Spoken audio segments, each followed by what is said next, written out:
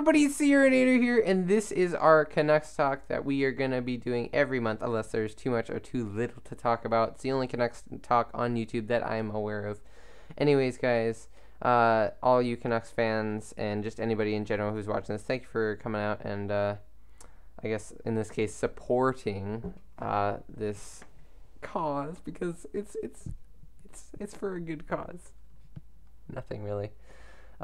Anyways, so we are gonna, this is the first Canucks talk, so make sure that you stay tuned for all the next upcoming ones. But anyways, we are gonna get started. This is basically the off season that we're gonna be talking about, and with the off season, that's gonna include the draft first. So anyways, let's get started. For the draft, the Canucks made they made a lot of trades. They made a lot of They drafted a lot of good players, it seems. They did get 7 draft picks, surprisingly, even without a second round pick and stuff. But I mean, then again, that only minus 1 pick, and they got an extra 5th. So, anyways, these are the picks they got. I'm gonna let you know, just name all of them off the bat. Brock Boeser, that's the first one. Guillaume Bibois, then Dmitry Zhuknov, Carl Neal, Adam Gaudette, Lucas Jasek, and Tate Olson. So anyways, the first one we're going to talk about is Brock Boeser. A lot of people were actually sort of about him just because they didn't know. Thank you, Nathan. He's American, and no one really knows that much about him because he was in the college. But I mean, I'm guessing somebody's just going to say, oh, I know all about him. He got like this many goals in his career, so when he was a rookie in this league or whatever, and it's just like, okay, we get it. But this is in general. Not many people know about him. I didn't know that much about him. I just saw him in a magazine, and I'm like, okay, good. I don't think he's gonna be the greatest player. But then of course the Canucks pick him, and so anyways, he's not super big. He's about 6 feet, 191 pounds, according to this. His team he played for, Waterloo. I'm just letting you know all the general statistics about it. He's a right wing. We picked him 23rd overall, and his stats right now, in 55 games playing with Waterloo, he had 34 goals, 31 assists for 65 points, and 26 penalty minutes. So he didn't get too many penalty minutes, it seems, but he looks like a good goal scorer for the future. Hopefully, I'd hope that he becomes a first-line right winger for the Canucks. I wouldn't mind that, because especially if Sedin's getting older. But yeah, he can also be a trading asset in the future if it comes to that. Anyways, guys. We're going to go up to the next one, Guillaume Bibois. I'm going to tell you about the trade right now, that how we got Bibois. We got a 3rd-round pick from Carolina. The trade was Lack for a 3rd and a 7th of 2016 from Carolina. In the end, a goalie did need to go, and Lack's contract was going to expire next year. And obviously that wouldn't have been an entire problem with Miller also having his contract expire a year later, so 2 years. And I mean, Miller, Benning did say that Miller was someone that he probably could have traded, but I mean, what I think about Miller is like he's not as valuable as Lack, because Lack's coming off that I guess pretty good year. And I mean, Miller, he was just injured too, and he's older, and like, it's just a team would want Lack more, and I think Miller, anyways, it's good to have a starting goaltender. I mean, I would say Miller is a starting goaltender, but anyways. And also, Markstrom could have gone, especially with Demko in the prospect pool, but I mean, he hasn't really came into the NHL and played as much as Lack, so not really established. So anyways, yeah, that's why the Canucks traded Lack. And also, they could have traded him to like Edmonton or something, but I mean, do you really want to play against Eddie Lack for the future? Maybe he doesn't turn out to be that elite goalie, but it's just going to be so annoying just seeing him, and just like, I don't know, the cruelty. He's getting to play with Edmonton and McDavid. You know what? Just playing with McDavid's good enough. So anyways, but yeah, he went to Carolina, so we got Guillaume Bibois. As a defenseman, Guillaume Bibois, a lot of people, I mean, just because of the Lack trade, doesn't like them. But I mean, personally, I like him because he was the captain of his team, like playing as... just coming into the draft, he was the captain of his team, so that's pretty impressive. He had in 63 games with Acadie Bathurst. He had 4 goals, 24 assists, and 28 points. So not really offensive, but 34 penalty minutes. So I mean, as long as he's the captain of his team, I still think he's going to be a good defenseman. I mean, 3rd-round picks, we did get Jordan Subban, so I mean, you never know. I mean, just with any players. One was flipping Datsuk drafted? 6th round. 6th round. Thank you, Nathan. So, like, 6th round, you can get a Pavel Datsuk. I mean, maybe he's not a defenseman, but still, Weewa, anybody can really turn out. So I think I like Weewa anyways. Our 4th round pick at 23rd overall. Oh, and by the way, you know what? I'm just going to let you know, Weewa, just in case you wanted to know, he's 6'1" and 175. So he maybe could get a bit bigger, but maybe he'll be a defenseman. But anyways, with our 23rd pick in the 4th round, we got Dmitry Zuknov, center from Russia. He played with Omsk from the 2nd league, I think. And it seems he's a smaller player, so I'm guessing a bit skilled.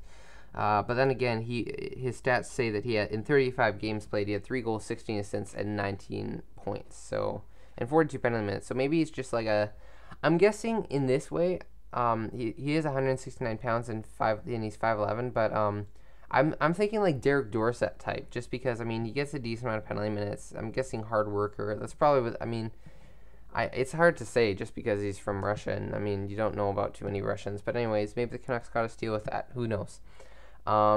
They drafted with their 23rd pick in the 5th round, Carl Neal, defenseman. I personally like this pick because it's in his stats it says 63 games played with Sherbrooke, the Sherbrooke Phoenix of the QMJHL. He had 14 goals and 26 assists for 40 penalty minutes, and he had for 40 points and 77 penalty minutes. So I mean, I'm thinking impact player. So he looks pretty offensive and gets a couple penalties. He's 6'1" and 213 pounds. The 213 pounds is humongous. So, I mean, for 6'1", that maybe that'll be interesting. He could be a good defenseman in a couple of years. That'd be interesting to see him playing the Canucks eventually. But anyways, with our other 5th round pick, 28th overall, we picked centerman Adam Gaudette from USA, the Cedar Rapids. He's 6 foot, 170 pounds.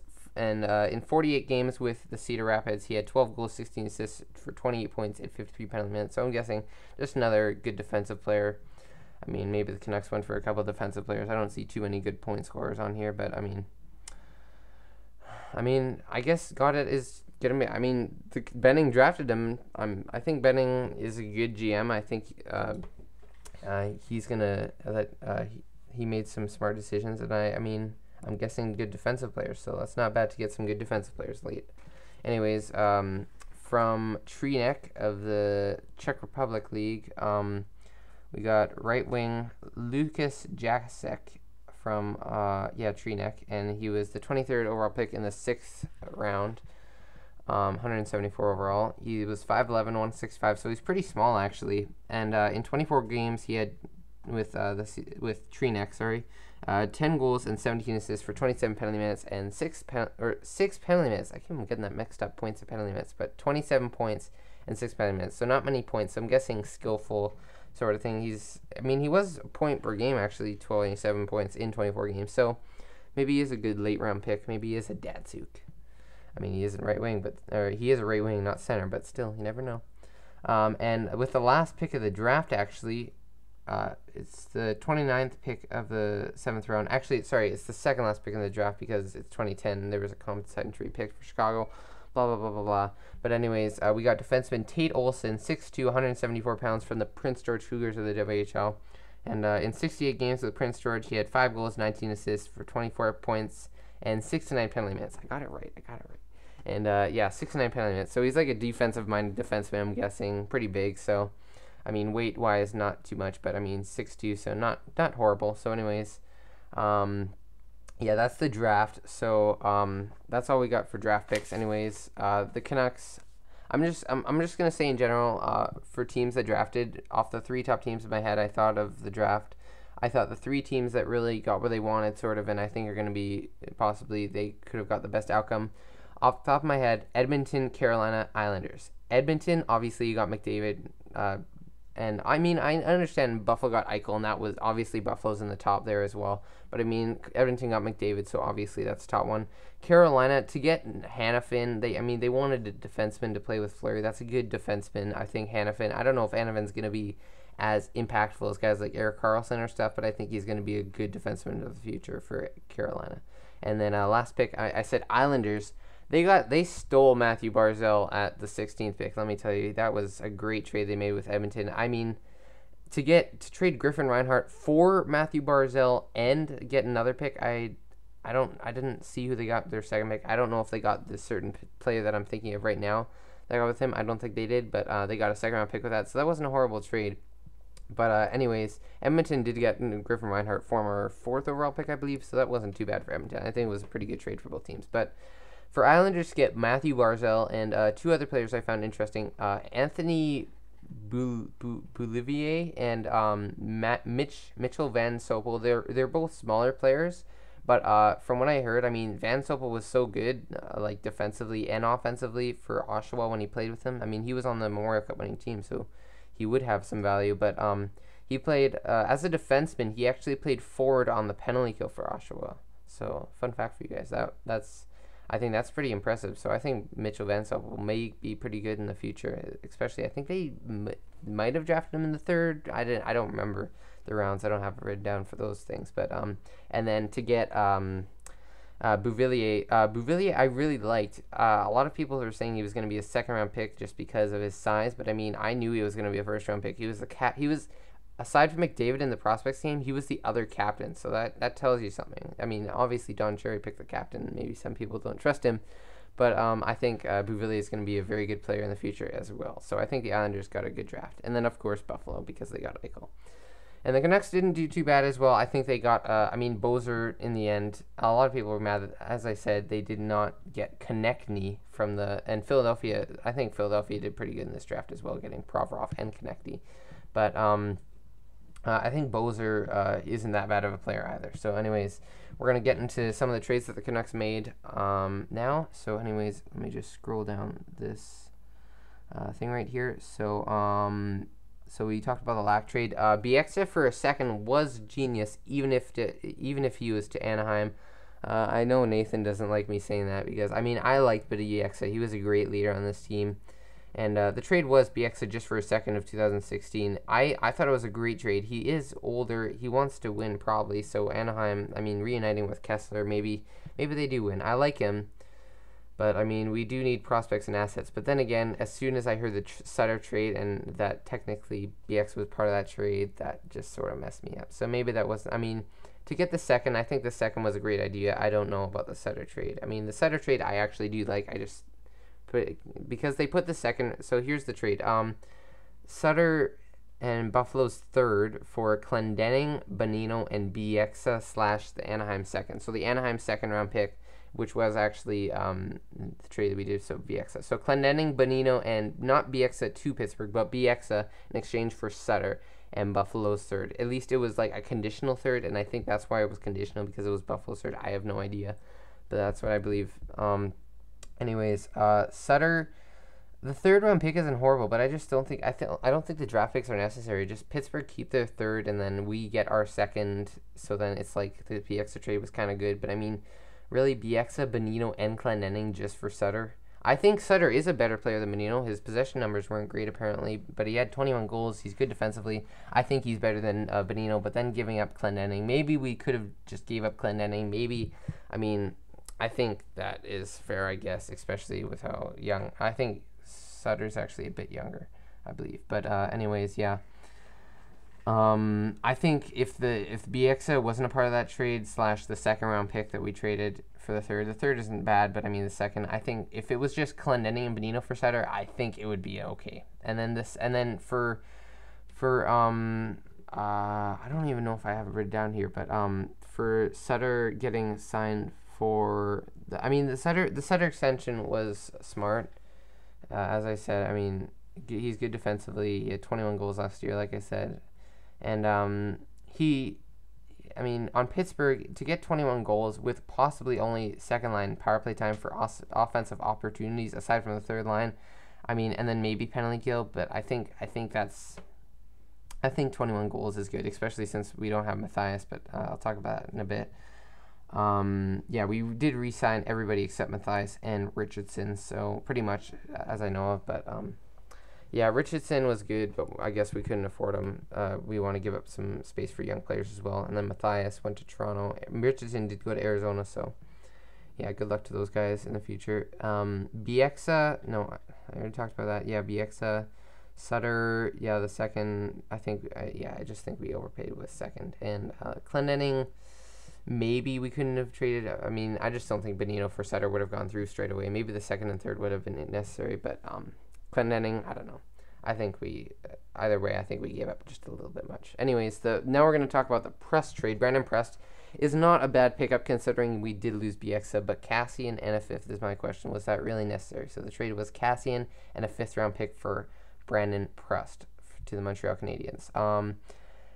Cassian was inconsistent here in Vancouver. I think maybe we didn't give him entirely as much time we should have. Maybe we should have played him a bit more, but he did get some time with the Sedins. He did have some chemistry, but I mean, maybe he just didn't fit with Vancouver. Maybe he just didn't fit with our team. Maybe that was it. But I think the fifth-round pick was a bit necessary because if Cassian does turn out and we don't re-sign Press, I don't think maybe we'll sign Press for a short amount next year because he's getting like 2.5 right now. And I mean, even if we re-sign Press and Cassian turns out from Montreal, like I think that was a bad trade. And then the fifth-round pick was just unnecessary. I think Montreal should have just done Cassian for Press straight up. I think that's what Vancouver should have done. Maybe there was talks. Maybe it was because Cassian was sort of inconsistent. You wanted that fifth-round pick, but honestly, I think Vancouver should have pushed Montreal a bit more. But anyways, the signings that the Canucks made were Matt Bartkowski and Adam Cracknell was one of the late ones that happened. Bartkowski was not too bad, 1.75, I believe. That's not horrible, but I don't know. I guess Bartkowski is a good defensive player, as a defenseman. And Adam Cracknell, I don't know much about him. I think he played a couple games with Columbus before and St. Louis possibly. Only like 1 assist maybe or 1 goal. I don't know.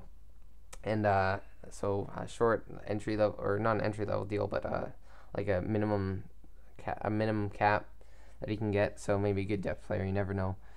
Richard Bachman, obviously not bad with us losing Lack. He can fill in for the AHL team.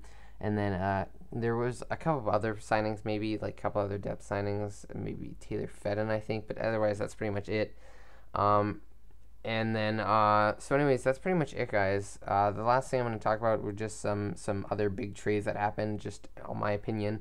Washington and the Washington and St. Louis trade for Oshie. So Washington got Oshie, St. Louis got Brouwer, a goaltender named Phoenix Copley, I believe, and a third-round pick. So obviously St. Louis did lose Oshie. Maybe, I mean, because of that, Washington probably did win the trade. But I mean, St. Louis, I think, considering they had to get some cap, especially to sign Tarasenko, I think getting Brouwer is a good pick for them. Maybe helps them out in the playoffs. And then Copley, I mean, I don't know much about Copley, but maybe he had a good year in the AHL last year. I don't know, and maybe he's going to be St. Louis's possible stand, like Andrew Hammond kind of style, just comes in and takes it from Allen and Elliott. I don't know. And then a third-round pick, you got to get something from Oshie, from giving up Oshie. But anyways, yeah, maybe they could have got a second, but I think St. Louis did a pretty good job just considering they were able to get like a guy like Brouwer, and I think that maybe, I mean, obviously Washington did win the trade, but I think St. Louis did pretty good on that. Anyways, Toronto and Pittsburgh, the Kessel trade, that was humongous. Holy moly, let me tell you.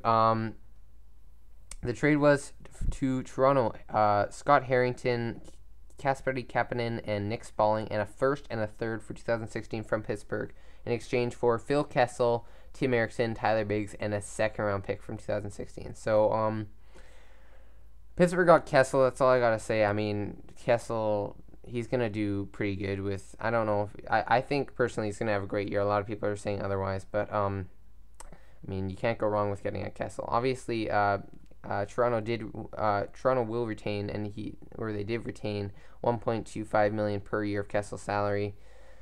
I mean, honestly, I don't think Toronto needed to give up Erickson and Biggs in exchange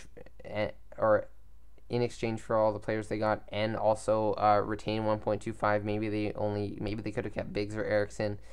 I don't know. I mean, just for your Pittsburgh to get Kessel, I think that's good enough. And also to get it retained for that long, that's crazy, Toronto. I don't know if that was too smart, but and then a second-round pick, obviously Pittsburgh. I mean, I think Toronto should have kept that. Obviously, they're going for whatever quantity over quality or something. But I mean, I think personally, it's right now they just need a bit of quality along with that quantity. So.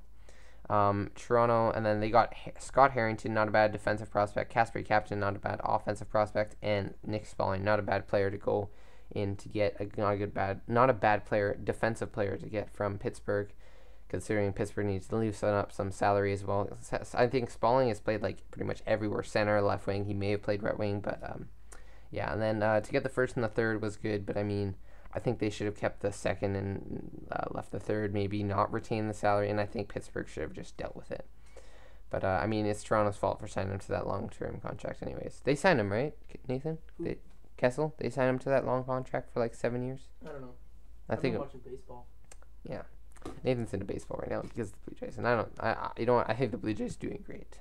So, last trade I'm going to talk about is the Patrick Sharp trade with Dallas and Chicago. Dallas gets Patrick Sharp and Stephen Johns in exchange for Trevor Daley and Ryan Garbutt. I don't know why I said Chris, but so anyways, Dallas gets Sharp. I think he's a good two-way forward for them to get, and they got Stephen Johns, who apparently is not that bad, and he's looking to push for a roster spot, but whatever.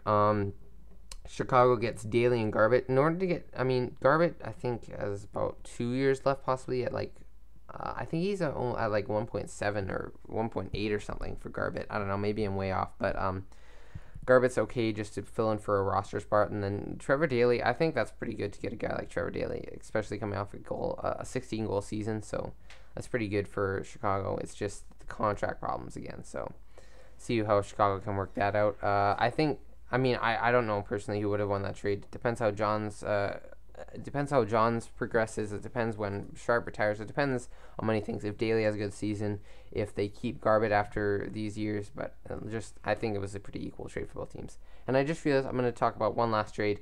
The Dougie Hamilton trade that Boston made. I don't know what Don Sweeney's doing there in Boston. I bet they could say the same for us in Vancouver. I don't know what we're doing either, but Dougie Hamilton, I don't know why the Canucks were going for Lucic. I was actually thinking about this last night. Like, why in the world would the Canucks go for Milan Lucic instead of Hamilton? Like, if Benning, I don't know, maybe Benning was going there, but he just didn't say anything. But I mean, could you imagine if they got Dougie Hamilton like right now? They could have. I mean, they could.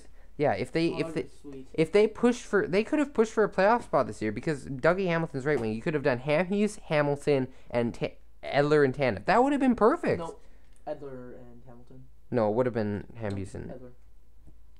Whatever. Nathan just loves Edler so much, so he wants Hamilton to go with Tanev. Or Hamilton to go with Edler. But I think Tanev's a great player, and I think Tanev could even be better than Hamilton. It depends how Hamilton progresses, but I'm just saying overall, I think Vancouver could have pushed for a playoff spot and been much better if they got Hamilton.